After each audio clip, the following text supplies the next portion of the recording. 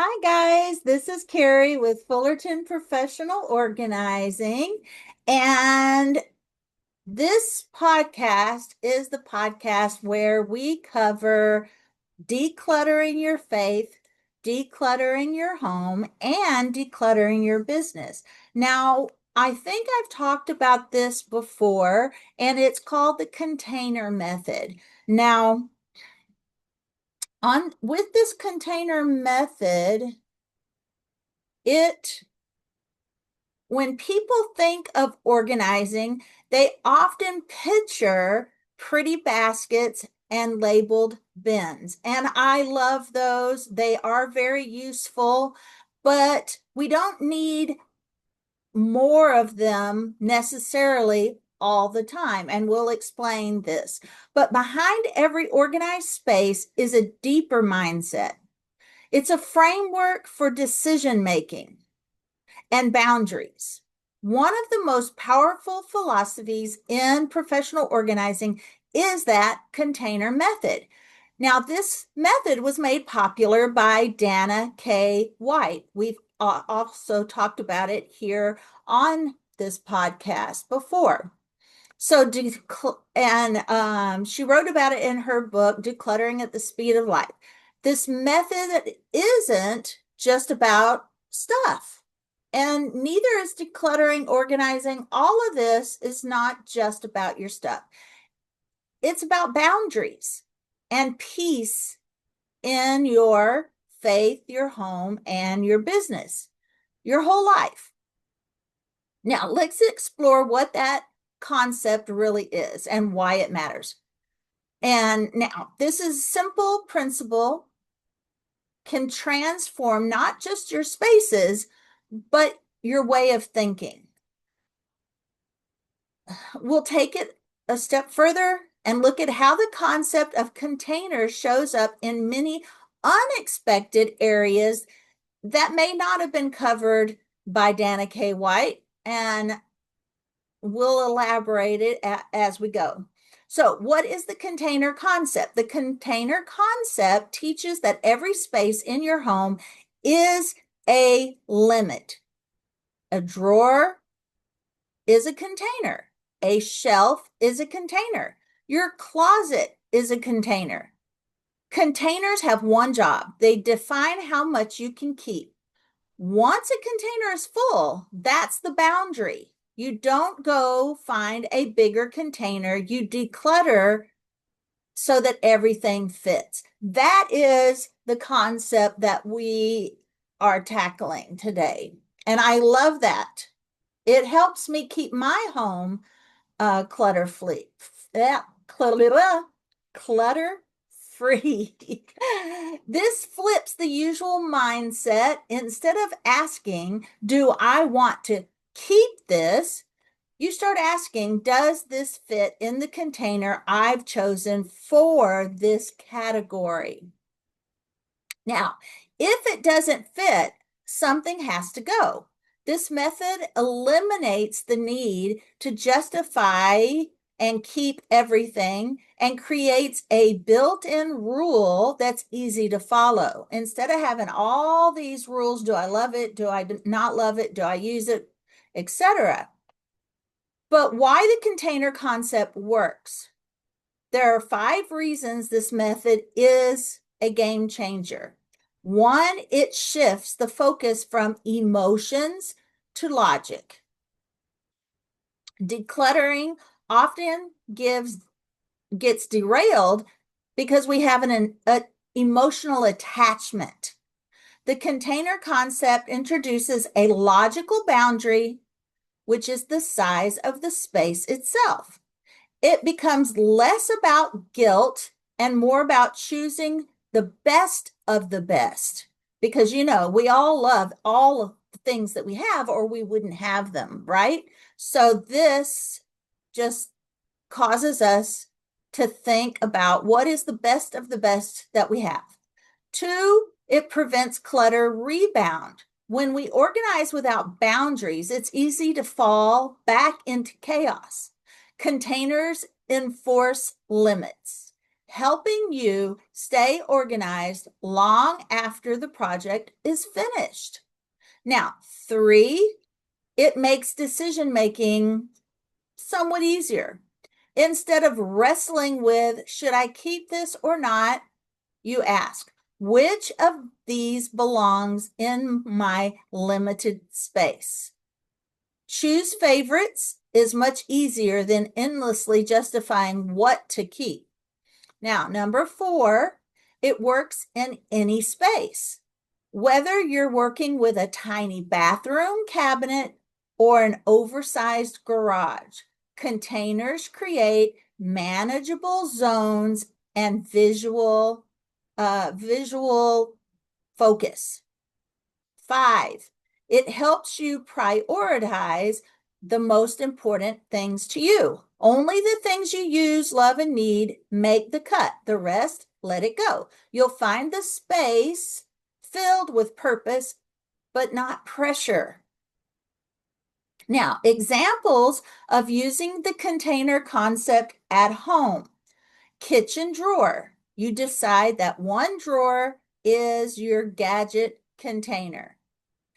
If it overflows, you choose what stays based on what you actually use, especially if it's so full you can't close the drawer. Okay, you got to decide what goes so that everything fits and the drawer closes. Bookshelf. Only the books that fit on the shelf can stay. Keep the ones you're most excited about to read or reference again. You do have to make those hard decisions, but you're making it depending on the size of the space. Your closet. Your clothes must fit comfortably in your designated closet. No overflow bins in other rooms. This helps you dress with ease and love what you wear. Now, for kids' toys, you set one bin per child or category, Legos, dolls, puzzles. When the bin is full, it's time to edit. Now, let's think outside the bin, the container concepts in our everyday life. The beauty of the container concept is that it mirrors other areas of life. Now let's explore how containers can be applied metaphorically and practically beyond organizing right inside your home. One is time. We only have 24 hours. Just like physical space, your time is a container. You only have 24 hours. Instead of trying to cram in everything, assign times to bins, or they call that time blocking. A morning routine, your work hours, rest and self-care. When you treat your calendar like a container, you stop overcommitting and start monitoring what are your priorities? What do I want to do most? What is the most important thing for my family? Now, number 2 is energy. Energy, your energy. What do you spend your energy on? Your energy is limited too. What are you pouring into? Who or what takes up your mental space? Set boundaries around how much emotional or physical energy you give to different areas of your life. Number 3, there are also digital containers. Think of your phone as a digital junk drawer. Say that 3 times fast. Organize your apps. Limit your screen time. That's a big one right there. And I have to admit, I do spend a lot of time, I waste a lot of time on my screen as well. And keep digital clutter. And keep your digital clutter your phones, emails, files in clearly labeled digital containers like folders or storage rules. Now, 4, you also have a financial container. Now, the thing about a financial container is there's a bottom of the bin as well as a full bin full of, I don't know where I'm going with that, but budgeting is simply assigning money to containers or categories. Instead of spending freely and hoping it works out, you say, this is my eating out container, my vacation container, my savings container. Once it's full, or in financial cases, once it's getting close to empty, that's your time to stop, right? Now, relational containers. Even relationships benefit from boundaries. You can think of your social bandwidth as a container. There's only so much you can pour out before needing to refill. Choose relationships that energize and not deplete. Now, of course, be there for your friends that do deplete your energy, because that's important for them as well. They need to be replenished. But don't do that every day. You can, you can do that on your terms. Let's just say people need help, go ahead and help them, but let's not overdo it, right? Now, emotional containers, journals, safe conversations, therapy sessions, all these are emotional containers. They give space for processing, expressing, and healing without letting emotional clutter spill over into every area of your life. And then there's your spiritual containers. Now, that one you can never overfill. You always need to read God's word, always spend more time in prayer and in God's word. But Sabbath, prayer, scripture reading, these are all spiritual containers that hold sacred time and help you grow your faith. Protecting these moments helps guard your inner peace and purpose.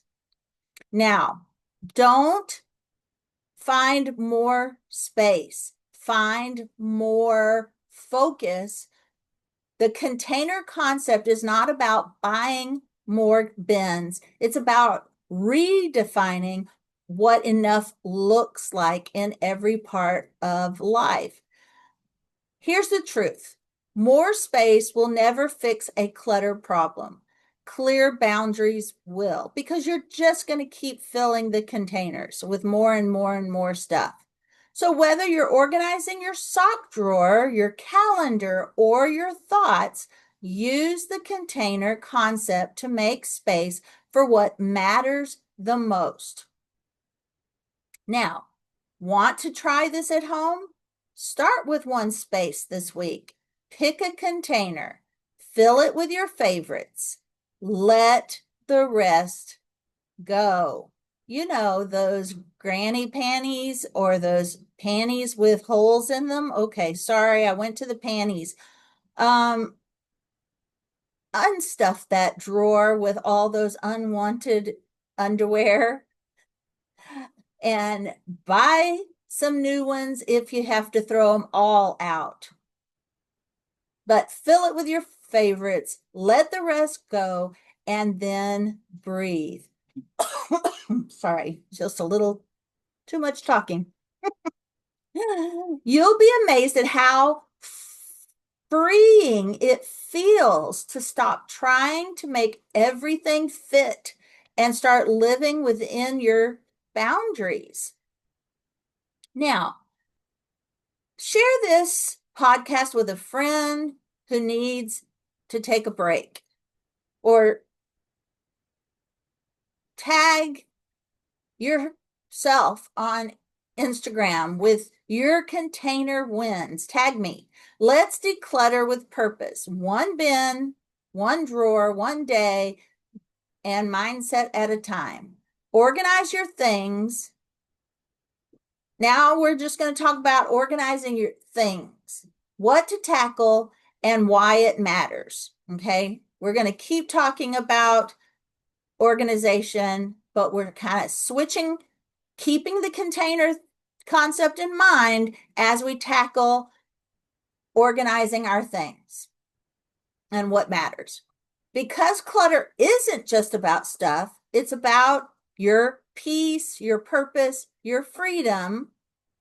Have you ever looked around your home and felt like your things were controlling you instead of the other way around? That your container is overflowing with crafts, whether it's overflowing craft drawers, toy bins that never stay closed, or the car that's become a second junk drawer on wheels. Clutter creeps in, and when life gets busy, it steals more than just space. It steals time, clarity, and your peace. The good news is you don't need a perfect home. You just need a plan. And it starts with understanding what to organize and why it matters. Now, let's walk through specific areas of clutter you can tackle and how organizing each of them can bring more calm and joy to your life. Now, some of these we just tackled in our previous podcast. So this is going to be a review. Toys, because peaceful play is possible. That's number one. Why it matters. When toys are everywhere, kids get overwhelmed and stop playing. Cluttered toy spaces don't encourage creativity. It crushes it. Now, use some clear bins or labeled baskets by category. You can even do it by season. And rotate the toys monthly to reduce the overload. Now, it doesn't even have to be monthly. It can be 4 times a year. But involve the kids in decluttering. Ask what they still love or use. Keep only what fits in the designated space. Remember that container concept. Now, the win. A tidy play area invites calm, independent play and reduces cleanup battles because they don't have a whole playroom to clean up. Now, number 2, craft supplies. Because creativity shouldn't come with chaos. Why it matters. You can enjoy creating when it takes 30 minutes just to find glue. I don't think so. That will keep you from being creative, is not being able to find what you need for your project. Those glue sticks, those paint brushes. A cluttered craft space blocks inspiration, or at least slows it down significantly. Now, use drawer dividers or caddies for categories like paper, scissors, stamps. Now, store supplies in clear containers or very well labeled drawers. Purge dried out markers, old glitter glue, or unused projects. Create a project in progress bin to keep things from spreading everywhere. I love this. I use this. That way, when I take the craft out, everything is in that designated bin for that craft. It's like leaving it out on the table, but not leaving it out on the table. You'll spend more time creating and less time digging. Number 3, photos, because memories deserve more than just a box. Why it matters. Photos are one of the most emotionally loaded categories. And I admit, I have buckets and buckets of photos. I don't have hardly, I don't have any of them in an album except for my wedding pictures and my first child. And then I have loads and loads and loads. One day I will tackle that organizing project. So give yourself grace. But digitize old prints using a scanner or app. Use labeled photo boxes or albums by year or event. Let go of duplicates or blurry shots. Back up digital files regularly to cloud storage or an external drive. The win is that you'll actually enjoy your memories instead of dreading the photo box. All right, now 4, purse, bag, because carrying chaos isn't stylish. We want to be stylish, right? That's why we have fancy purses. Why it matters. A cluttered purse equals missed receipts, forgotten gum, crushed pens, and stress every time you need something quickly. Empty and wipe down your purse weekly. Use pouches to separate essentials like medications, makeup, and receipts. Use clear ones so you can see what's in them, and labels makes that so much simpler. Only carry what you actually use. The rest can stay in your glove compartment of your car. Ditch the 5 extra lip balms and 17 crumpled receipts. You will feel much lighter. You'll be more confident, and you'll be more prepared everywhere you go. Number 5, your vehicle, because your car shouldn't be a dumping ground.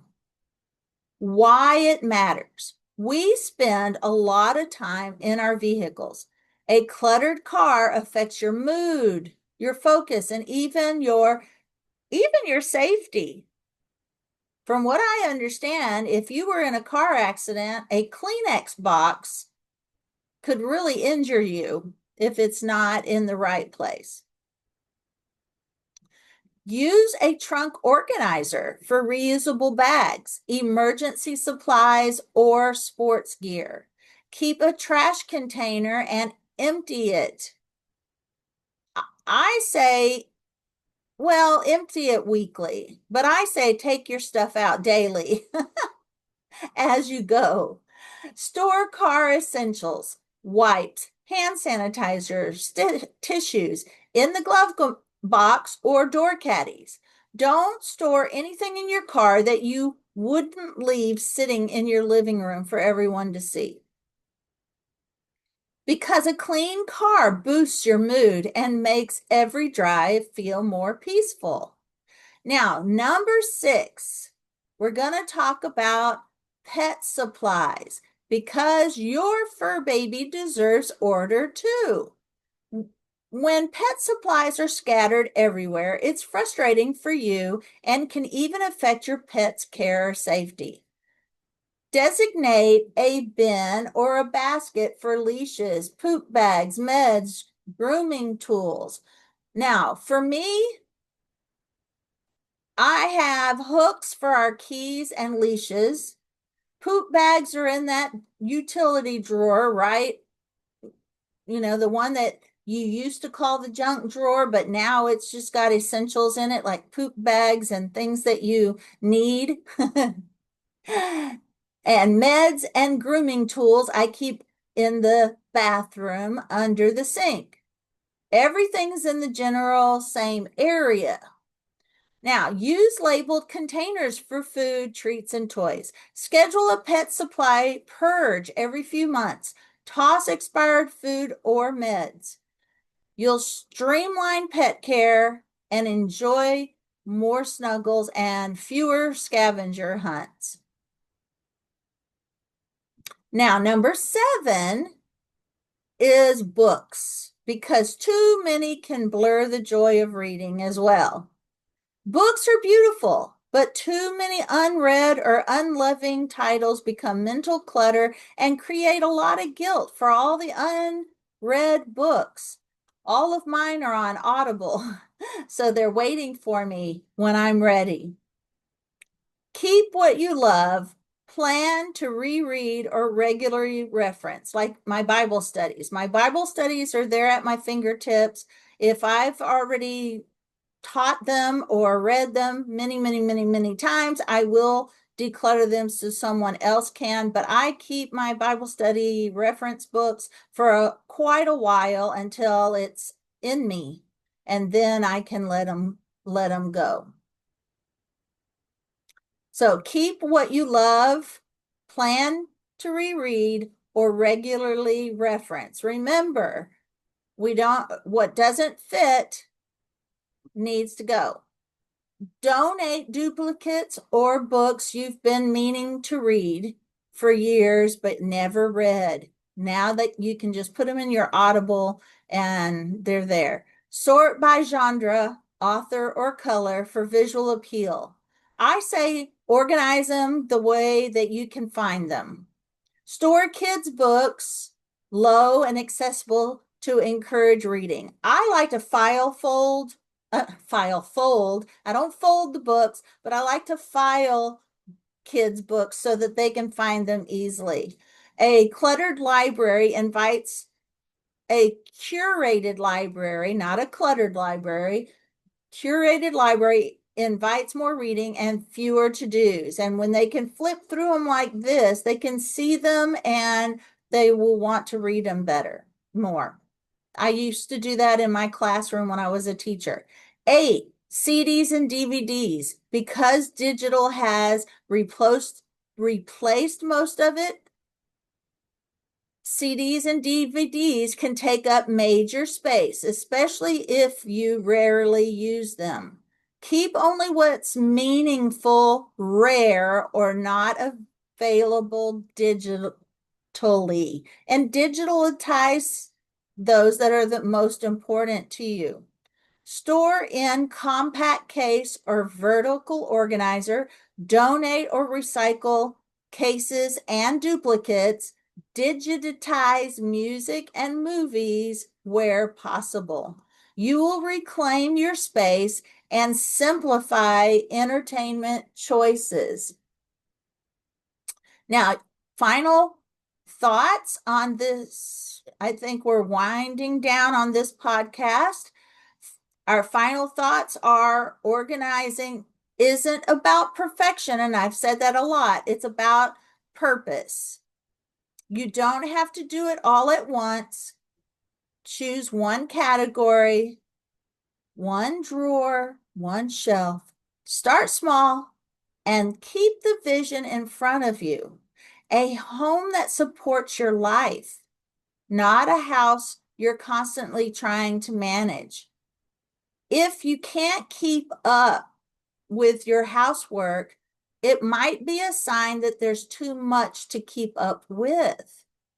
So organizing your things gives you more time to enjoy what you love, less stress about where things are, more peace in your physical and mental space. And keep in mind that container concept we talked about. Those are boundaries. All right, guys, that's it for today's podcast, and I will see you on the next one. Thank you for watching.